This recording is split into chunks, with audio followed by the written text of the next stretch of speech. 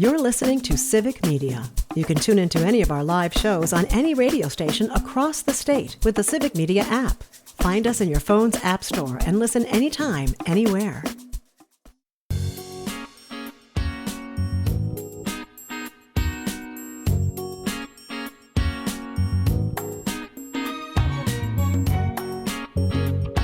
Live across Wisconsin on Civic Media, you're listening to Mornings with Pat Kreitlow, powered by Up North News.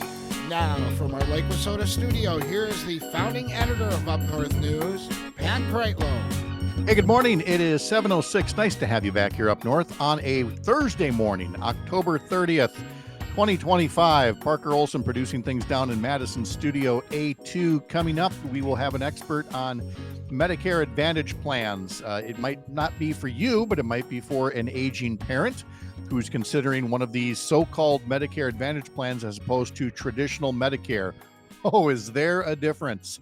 You might want to get a little educated on that. We're going to try to do that for you coming up at the bottom of the hour. We will talk about some new extensive polling through the Marquette poll. Not your usual horse race numbers about candidates, but more about what people in Wisconsin think about the issues. And at some point, we'll talk about the UW-Eau Claire College Republicans and a stunt they pulled, and just how sick I am of the feigned outrage when racist activity gets called out. You know, it used to be just your crazy uncle, or I'm sorry, your eccentric uncle, who would start everything with, "I'm not a racist, but," and then they'd go on and on and on. That seems to have infected a larger part of society. Like, oh, it's not racist to, dress up as an ICE officer, and then somebody else dresses up as a Mexican and a woman, and you're arresting this person. There's nothing racist about that. Please tell me you don't really believe that. Anyway, 855-75-CIVIC is the number, 855-752-4842. You can use the Civic Media app as well. You can call us or text us. You can leave a voice note as well. And now we've got new accounts on social media just dedicated to the show. So I will say that there are Civic Media social media channels, on Facebook and Twitter and all that. Up North News, of course, has a Facebook page. There's also, again, Twitter and Instagram and all of that. But now, just for this fine little radio show, we've created an account on Blue Sky for all the nice people that want to follow us. And we also create an account on what used to be Twitter X for people that just want to scream at each other or whatever it has become. In both cases, they have character limits on their names. So like you can go to Facebook and you can look up our show page there. Just look up Mornings with Pat Kreitlow. That's the name of the Facebook page, Mornings with Pat Kreitlow. That doesn't all fit in Twitter or Blue Sky. So it's PK Radio Show. Again, PK for Pat Kreitlow, PK Radio Show. And that's how you find us on Blue Sky and Twitter, X, whatever it is, where we will put up show clips and invite you to interact with us there. But of course, you can just do it in the comment sections of Facebook and YouTube while you're watching the show. Or you can send us an email if you're old fashioned like that, radio at upnorthnewswi.com. In sports, we had the Wisconsin Badger men's basketball team, Parker, defeating Platteville last tune-up before the regular season begins. 69-53 was the final. You were saying that the Badger men didn't look as dominant as you thought they might have going up against a WIAC school? No, yeah, Platteville kind of gave them a little bit of a hard time at the first half or so. I do think it's probably worth pointing out, though, that it is not entirely unheard of for a Division III school to actually do like really well and beat Division I schools sometimes. Right. Yeah. That's probably not quite as true for a major team like the Badgers, but it certainly happens. You see it a lot, men's and women's basketball. But Platteville, they're no schleps. I mean, they're capable of providing at least a little bit of a fight. And so I think when we refer to this as a final tune-up before the regular season, I think that's the right way to put it. They see this team and go, all right, well, before we take on fellow Division I teams like the Fighting Camels of Campbell University next Monday, heck yeah, we better get ourselves ready. So it looks like they finally did. And in the World Series, the Toronto Blue Jays beat the Los Angeles Dodgers 6-1 to lead the World Series 3-2. So the World Series goes back to Toronto for Game 6 tomorrow, where Toronto could seal the deal or if the Dodgers win, there will be a deciding seventh game, I'm assuming on Saturday as well.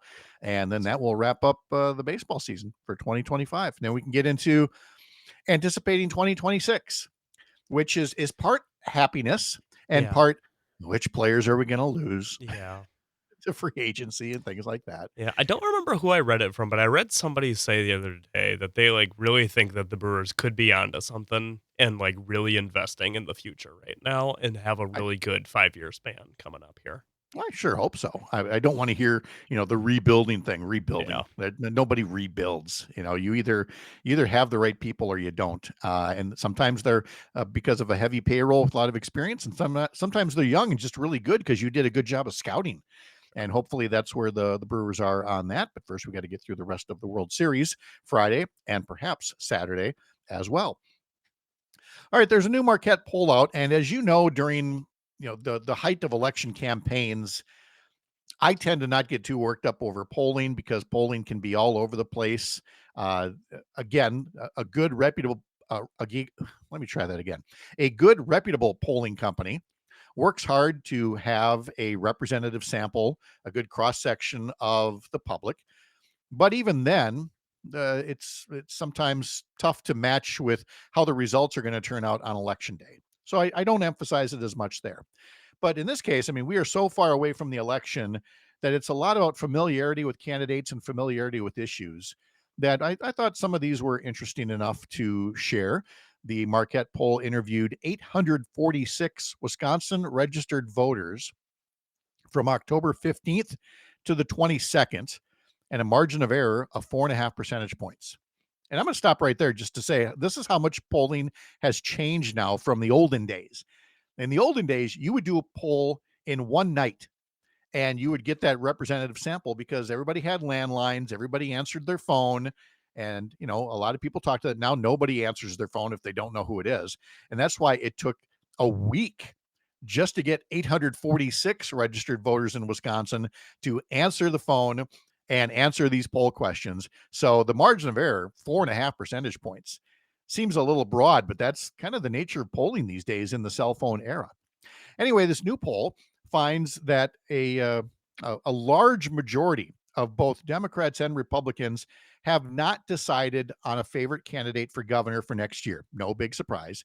In fact, only 6% say they have heard a lot about the 2026 campaigns for governor. I would include every one of you listening right now. You're probably hearing more about the 2026 governor's race than almost anybody else, including some of the people who are running for governor.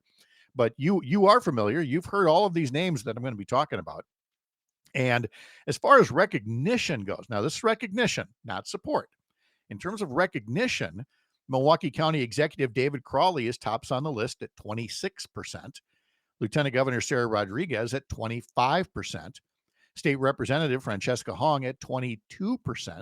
State Senator Kelda Roy's at 17%.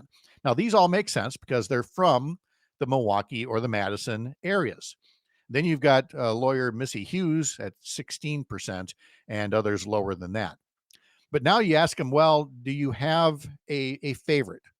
Do you have a candidate you would vote for next August in the primary for governor?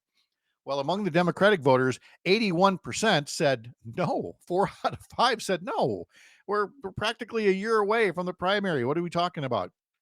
However, of those that do have a preference, well, if you get the emails from State Representative Francesca Hong, you've seen the subject line, Francesca Hong in first place in polling for governor at 6%, and Lieutenant Governor Sarah Rodriguez at 4%, David Crawley at 3%, Senator Kelda Roy's at 3%, Missy Hughes at 2%. But again, 81% are undecided. So if you're Francesca Hong, you take the little victories where you can because you have both recognition and support from people.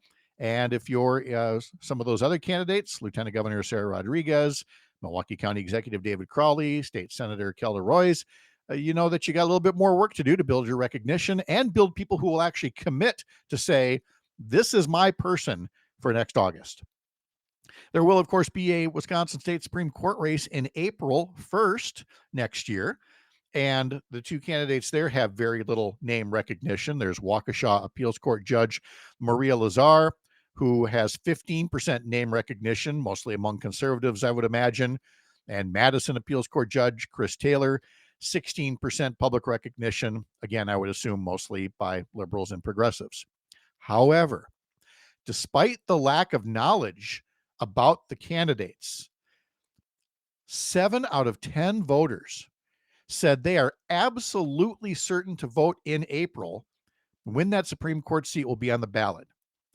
When people say, why do you love living in Wisconsin? Well, I mean, it's the fall colors, it's the lakes, it's all the sights, it's the cheese, it's the old fashions, but it's also the fact that we have people all around us who will tell you, I don't know much about the state Supreme Court race yet, but I know it's important enough that I'm going to vote. I'm going to learn about the candidates as we get closer to election, and I'm going to vote. That is a level of civic engagement that you do not find in all 50 states. And I love that about this state, that people actually do care.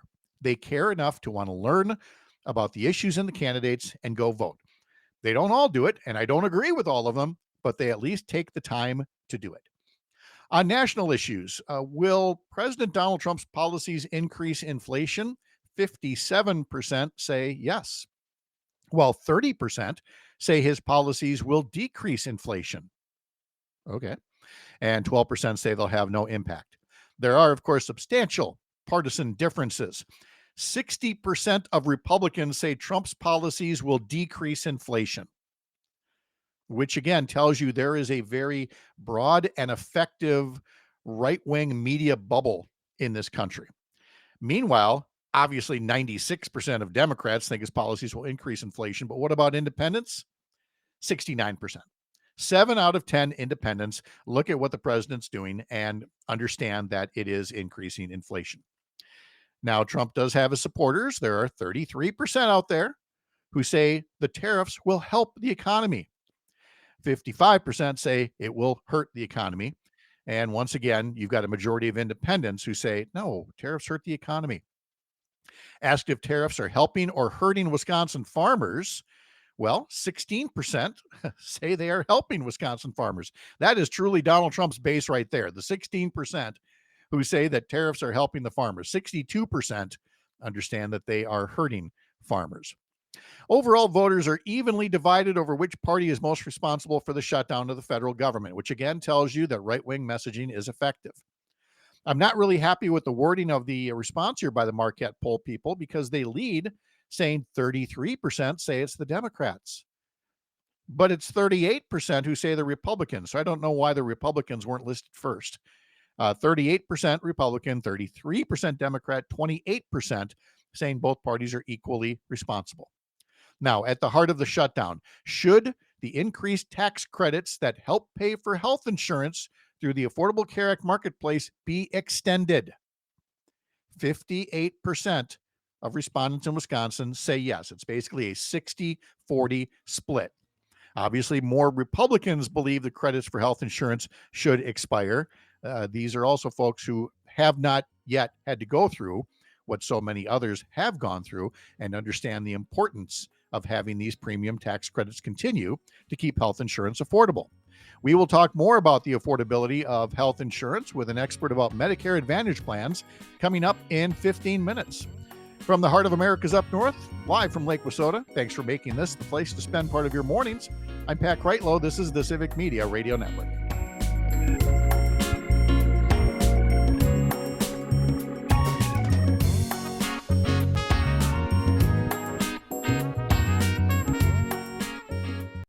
You're listening to Civic Media. Stay up to date on the latest news and information for your local community and Wisconsin by signing up for our free email newsletter. Visit civicmedia.us/email to get started.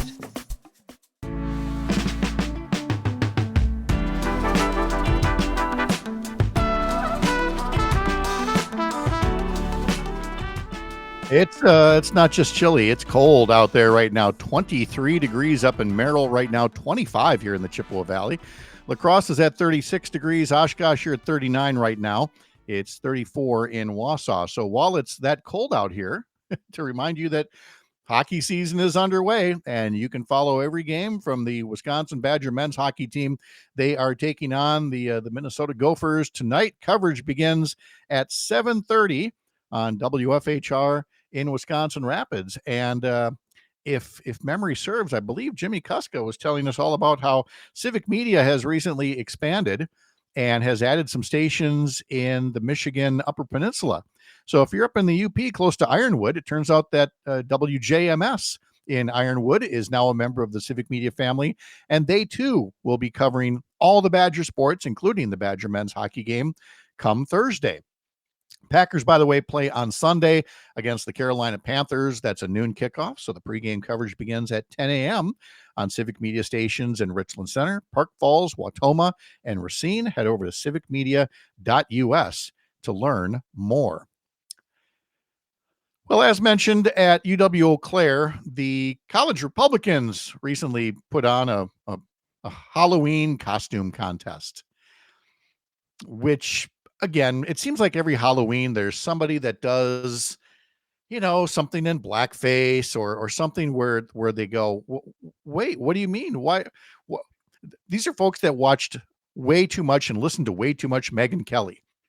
The one who told you that, of course, Jesus Christ and Santa Claus are white men, and don't see anything wrong with positions like that, or costumes like the one that they posted on Instagram of one student dressed as an ICE agent and is seen arresting a woman dressed as a stereotypical Latino immigrant with handcuffing her with her hands behind her back. Needless to say that there are people upset about trivializing what has really turned out to be a series of unlawful arrests and detentions and conduct that is way beyond the scope of typical law enforcement in terms of arresting people without cause, without warrants, arresting them violently without cause, arresting citizens, detaining them, racial profiling. None of these things should be celebrated. But of course, they are being celebrated by a certain faction of the population. And that's a little unfortunate. UW-Eau Claire, unfortunately, put out a rather vanilla statement saying UW-Eau Claire is aware of the incident that occurred Monday evening that involved Halloween costumes worn by individuals at a student organization meeting on campus. The event was not organized by the university. Well, yeah, we know. We're not expecting that the university instructed the college Republicans to engage in, race baiting photographs. You could still condemn it just the same. But, to be fair, I'll read you the statement from Fred Kappas, chair of the Eau Claire County Republican Party, who called it feigned outrage. He said, "What I saw and experienced was this group of responsible college students having a good time. There was no hateful and unsafe rhetoric displayed by the college Republicans." He says the motivation by Democrats, of course, is to smear, besmirch, and portray these conservative students as racists. A typical Democrat tactic. Your feigned outrage is very transparent. Here's the thing. You can feign outrage at being accused of racism. It doesn't make the look any better for the things that you engage in.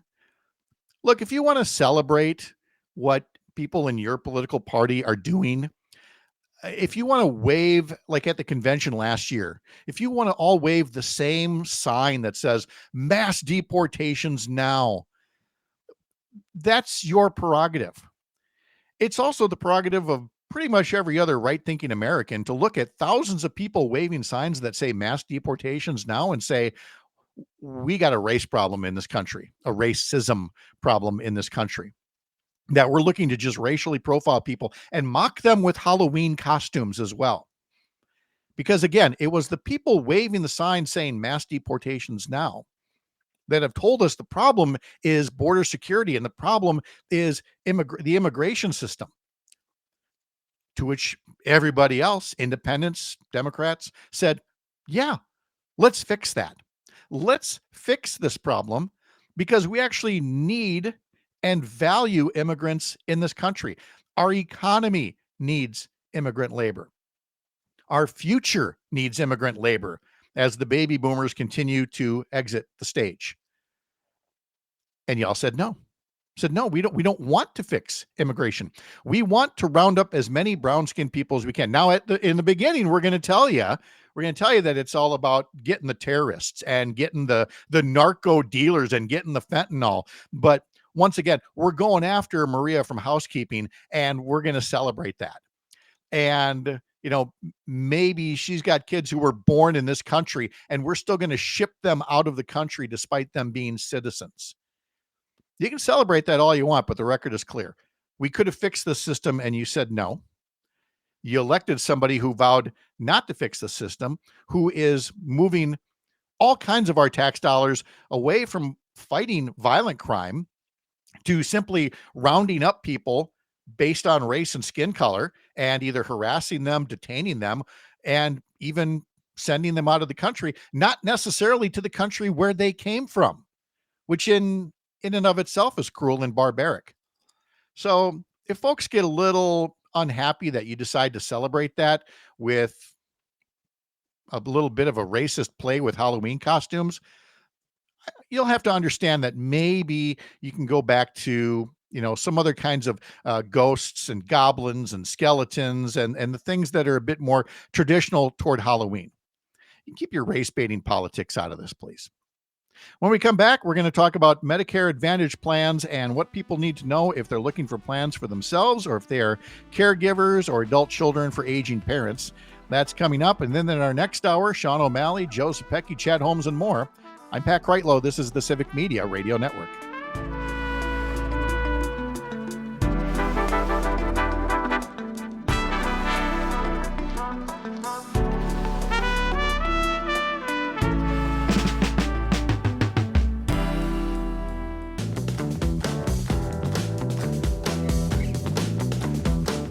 Welcome back at 7:35 on this Thursday. Remember, you can sign up for our daily newsletter. Head over to upnorthnewswi.com. In today's edition, it includes more of your favorite photos of Halloween decorations. We talk about your favorite Halloween candy. There's also a link where you can help with food banks that need to stock their shelves with SNAP benefits running dry during the government shutdown. And there's an article there today on Wisconsin farms where you can spend the night as part of agritourism. Again, for that and more, subscribe to our newsletters. Head over to upnorthnewswi.com to learn more about the weekday newsletters and our weekend newsletter as well. All right, let's talk healthcare policy. Okay, I heard everybody going for the radio dial. Don't do that yet. When we talk about healthcare policy, making sure that you can afford to get sick, we want to make sure we draw a distinction of what we're talking about here. Medicare, which is for seniors by and large, versus the Affordable Care Act, aka Obamacare, which is the health insurance coverage that you can buy through the marketplace. That's kind of at the heart of the government shutdown, and we've covered that before, and we'll come back to it. But this is primarily about Medicare. So there is also an open enrollment period going on right now for Medicare, especially for people who, instead of being part of original Medicare, want to purchase health insurance through a private insurance company through something called Medicare Advantage, which says it covers a few more things, and it might, but there are also other things to be mindful of when you're comparing these Medicare Advantage plans to traditional Medicare, either for yourself or maybe for an aging parent or somebody that you're a caregiver for. And this time of year, there's always people who are either choosing a plan for the first time or they've been on a plan and that plan is being dropped or modified and they want to compare plans again. And they don't want to get ripped off in the process because there are also scammers out there. And so to that end, we wanted to find somebody that could tell us about, the best way to go about all of these things. And that's where we found Ingrid Cunninger, who is a fraud and abuse programs manager for the Greater Wisconsin Agency on Aging Resources and also something called the Senior Medicare Patrol. And she joins us this morning. Ingrid, good morning. Thank you for being here. Good morning. Thanks so much for having me. Yeah, it's a pleasure having you here to talk more about this because it can be, so very confusing. You know this firsthand. I hesitate to wonder how many people have just given you that look like, just please help me pick something. It is so convoluted. So let's start at the very beginning here before we can get into Medicare Advantage. Do you want to add anything to my distinction between original Medicare versus these Medicare Advantage plans? No, I think you did a great job of outlining that. It's really important for people to understand that they do have a choice and there is a difference. Oftentimes, when we're talking to people who are already enrolled in either original Medicare or have a Medicare Advantage plan, they're not even really sure what plan they chose or what's going on. Just like you said, it's complex. There's a lot of ins and outs about that, and it's not always easy to understand. So it's just really important for people to take the time to learn more about all of their options. And right now is a great time to do that. And people who are first eligible for Medicare, they hear about, traditional Medicare or original Medicare, and there there's a lot that it covers, but there are also significant things that it doesn't cover because, I mean, like prescription drugs, there are a lot more prescription drugs now than there were 60 years ago when this all first got started. When prescription drug costs, they weren't nearly the same concern 60 years ago, were they? No, absolutely. You're absolutely right. There are definitely a lot more medications as well as diagnoses that people have that require additional treatment and therapies that, Medicare, original Medicare or traditional Medicare may or may not cover.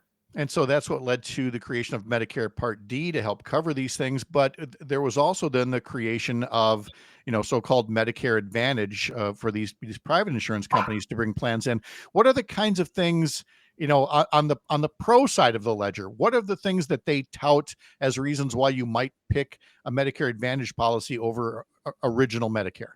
Sure. I think some of the things that they tout are things that you mentioned. Medicare, original Medicare doesn't cover certain things, and Medicare Advantage plans, because they're able to privatize that, are able to offer additional benefits. So oftentimes, dental insurance might be an additional benefit in a Medicare Advantage plan, or hearing aids, those sorts of things that impact older adults or that older adults are often looking for or needing assistance with. And sometimes those Medicare Advantage plans do offer those additional benefits. Yeah, there's vision. There's sometimes discounts for fitness programs and gym memberships. I mean, there's a lot of commercials out there on the TV this time of year, Ingrid, touting all the things that make their plans so wonderful and so worthy of choosing. But of course, what they're not going to put in the commercials is that there's also on the other side of the ledger there may be certain restrictions. What are the things that people should be most cautious of or do their homework about when it comes to the things they don't talk about on the TV commercials? Absolutely. We always say if it sounds too good to be true, it probably is. So, as all of these television commercials are touting all of these great benefits, there's also teeny tiny fine print scrolling at the bottom that outlines a lot of things that aren't covered or outlines additional eligibility requirements that people might not be aware of while they're considering that plan. So, it is really important to read the fine print or get more information about those plans that kind of pique your interest or seem to have some benefits that you think would be beneficial to you and your healthcare in the coming year. And just to be really careful about those things, because oftentimes people don't read the fine print or don't realize that. And if you're working with, a large insurance broker from who knows where, not anyone local, they may or may not have your best interest in mind. And they may not point out to you that you'll have to choose a different network of doctors, or the medications that you're currently taking won't be covered or will be more expensive to you in the coming year. And oftentimes people don't realize that until they go to the doctor for the first time in the next year or go to the pharmacy to get prescriptions refilled and suddenly are stuck with bills that they weren't anticipating and hadn't planned to have to pay. We are talking to Ingrid Cunninger from the Greater Wisconsin Agency on Aging Resources and the Senior Medicare Patrol. And I'm going to sound like such a weirdo here. Ask 100 other people what was the news story that most shocked them this year, and they'll tell you a lot of the usual suspects. But for me, it was this story that I saw a few months back. The amount of senior citizen medical debt is soaring. And that doesn't make sense at first blush because you think, well, wait, Medicare, I paid my taxes all my life. I've got Medicare. It's going to cover things. I'm going to get a Part D drug plan, and that's going to cover most of the things. How can this be? And you read deeper into the article, and it's all kinds of folks on these Medicare Advantage plans who, between the deductibles and the copay, or deciding to go without because of previous denials of care, they're suddenly racking up all this Medicare or medical debt.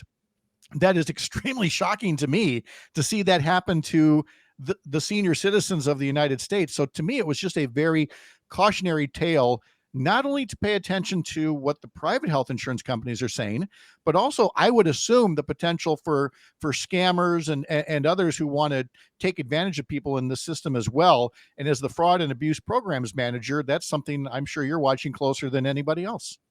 Absolutely. The amount of Medicare related fraud, errors, and abuse is astounding. With the Senior Medicare Patrol, we focus primarily on educating Medicare beneficiaries as well as their advocates about how they can protect themselves from Medicare related fraud and scams, as well as how they can detect and report that. And the estimate right now is between $60 and $100 billion per year is just frauded the Medicare system. So to answer your question, absolutely, there are a lot of bad actors out there looking to take advantage not only of older adults, but of a program that older adults really rely on to provide their health insurance coverage. How did the scammers tend to do this? Is it like a phone thing where they're calling people and making some kind of a hard sell on them? Yeah, primarily the scammers do operate via telephone, and there's a couple of different ways that they do that.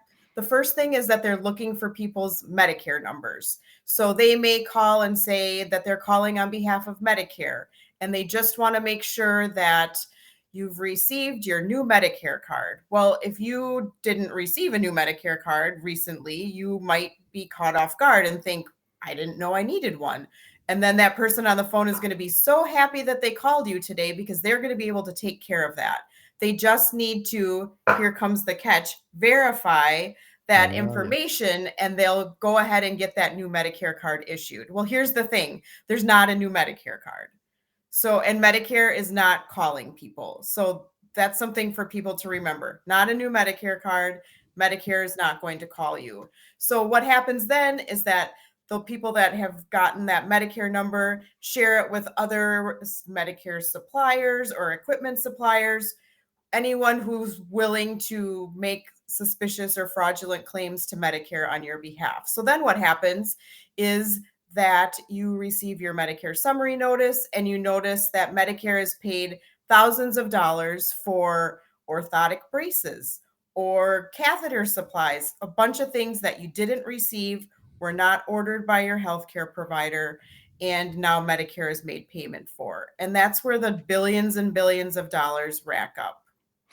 We are talking to Ingrid Cunninger from the Senior Medicare Patrol. Senior Medicare Patrol, SMPWI.org is the website.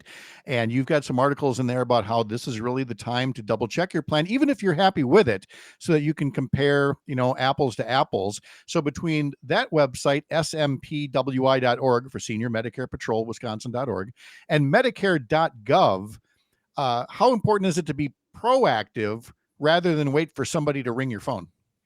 It's very important to be proactive. And as you mentioned earlier, this is right now, we are in Medicare's open enrollment period. So every year between October 15th and December 7th, Medicare beneficiaries have the opportunity to, as you said, review their plans for this year, see what changes their plan might have in the works for next year, and then look at other options. That's a great benefit that people have the opportunity right now to review plans and see if there might be something out there that is more beneficial to you. Maybe there's additional benefits. Maybe the cost is different. Maybe your health situation has changed and you need more coverage or less coverage.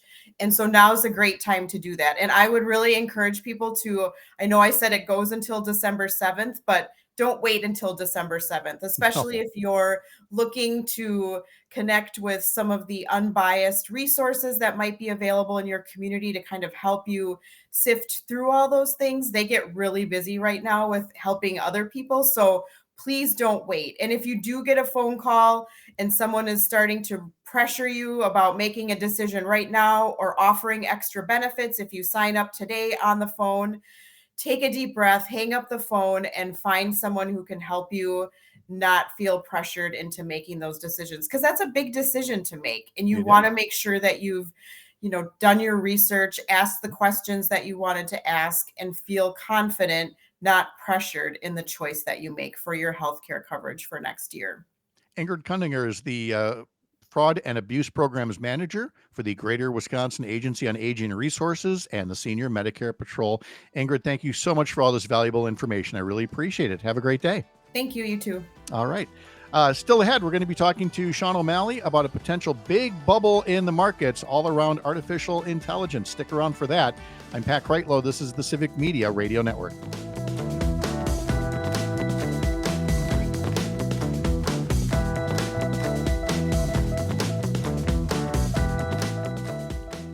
You're listening to Civic Media. Find the latest news, information, and archives of all your favorite shows on the Civic Media website, civicmedia.us.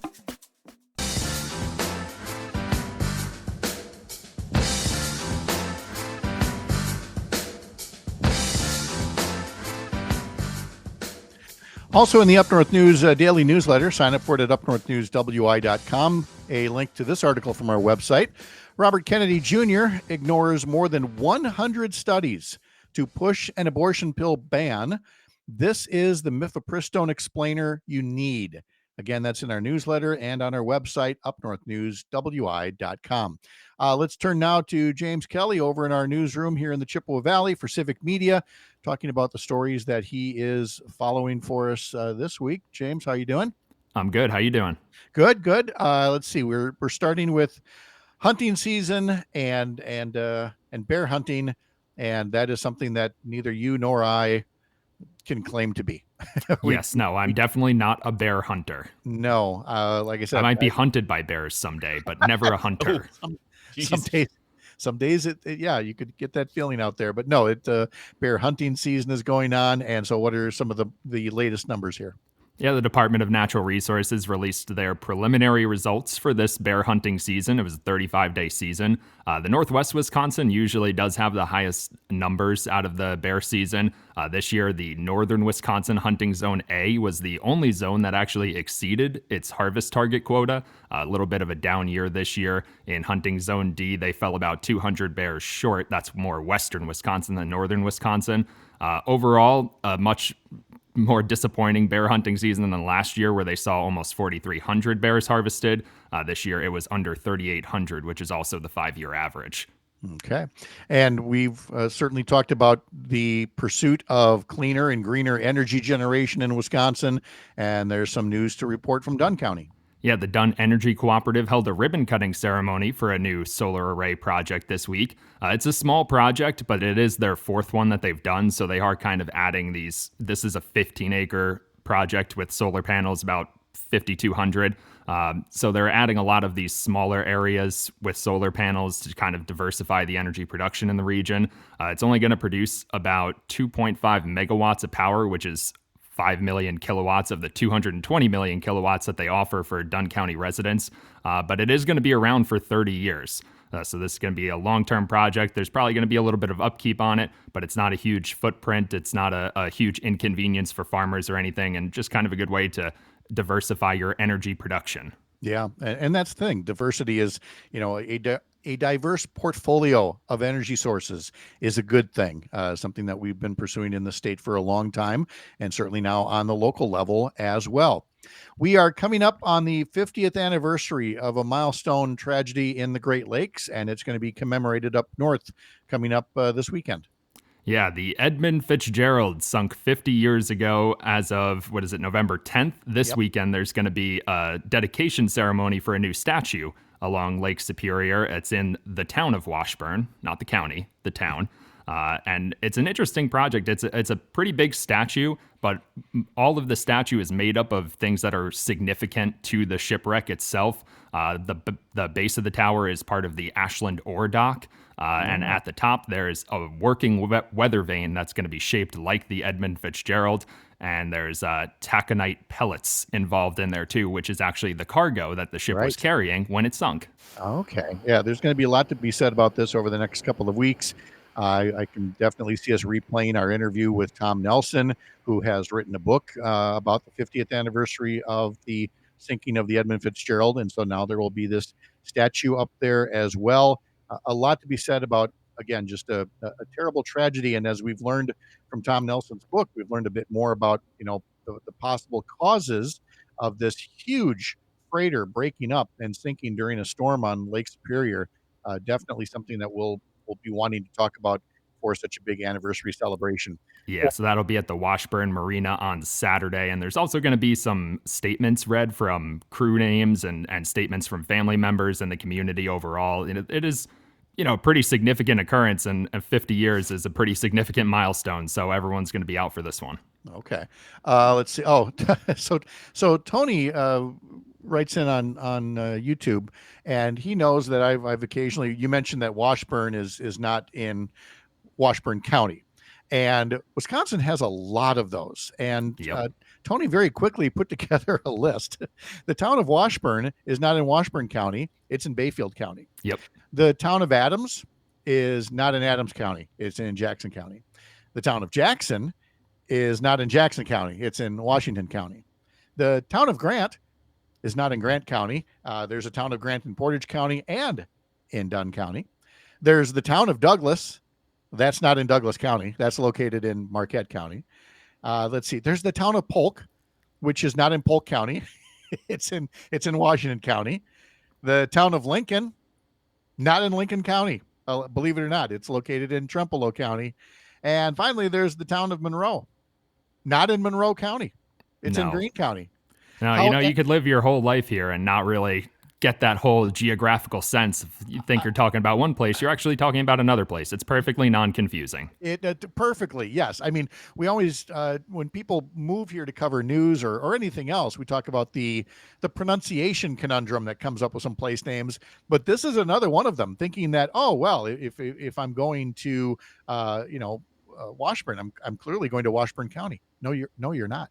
So, I listened to a lot of local news reports when I first moved here, trying to make sure I get all the pronunciations right, because there's nothing worse than showing up to an event out in public and someone's like, "Oh, by the way, you mispronounced the name of this town you cover." Everybody knows you're not from here now. Or Governor Tony Evers or something like that. Yeah, it's tough to be an instant local, but we're working on it. And with James, you can follow what he's doing for us in the Chippewa Valley at 93.5 The Tap. That's WCFW HD2 in the Chippewa Valley, or on the Civic Media app. And to see some of the current headlines and weather and upcoming local sports, head over to the station's website, thetap.fm. That's thetap.fm. Or just go to civicmedia.us. Click through the stations, and when you click on the station, it'll take you right there to the station homepage where you see some of the news that James Kelly is putting together. And James, let me know if I mispronounce anything. Yes, absolutely. We want to know that. We want to get better all the time.